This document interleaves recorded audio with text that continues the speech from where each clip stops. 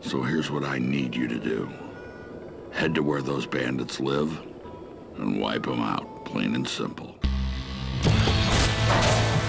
John Carmack still brings the same genius to the video game world that he brought when he started back working on Wolfenstein 3D, which is trying to do something new and revolutionary with every generation of technology that he creates. We invented the genre. We like to think we perfected it. We strive hard to make that experience. It's what we like to play as players. We can make a first-person shooter and we can have gunplay, and we've done that before. But again, we're pushing the boundaries. We want to add something unique that we haven't done before.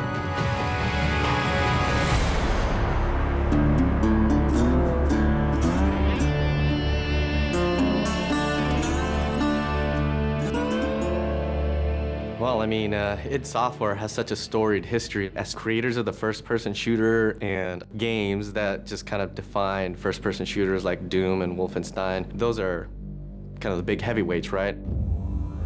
So I was one of the founders of id Software now over 20 years ago, and I've been behind a lot of the advances in 3D graphics and rendering technology that have been some of the centerpieces of our games throughout the years.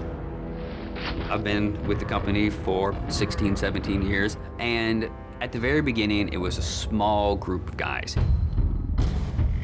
We have the walls lined up with articles that we've been featured in over the years, and Wolfenstein is the game that created the first-person shooter genre. But Doom is the one that sort of popularized the genre.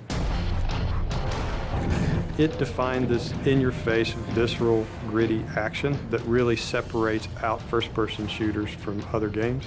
And you look at Quake, where we had client-server architecture, which is now the standard for every multiplayer game on the internet. Rage is an opportunity to take all the cool stuff that we have learned over the years in building those games and apply it in a completely new setting. We have continued to focus on the first-person action side of things, and that's been very much what Rage still takes away from our history there. It is a first-person game. It's about action. It's about intensity. It's how you play the game, what you experience, what happens to you in there. If you're looking for Mayor Clayton, he's right over there. When John Carmack was coming up with id Tech 5, one of the things we wanted to make sure we did is give people something new. This is the first game that is going to use and fully explore the capabilities of John Carmack's id Tech 5. The work that he does, the technology he creates, is just something that you wouldn't see elsewhere.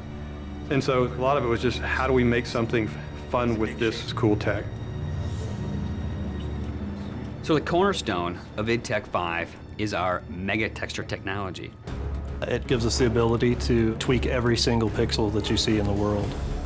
Unique texturing is what id Tech 5 is all about, and we have some awesome artists that are able to actually exploit that and put all that detail into the world.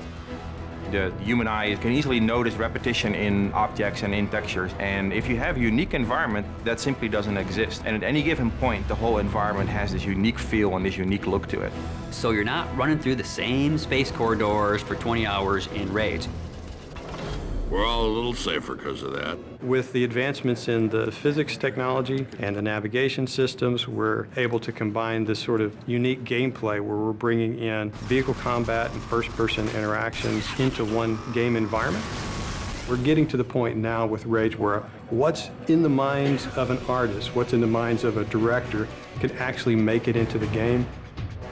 We are arguably the best-looking game on the consoles today.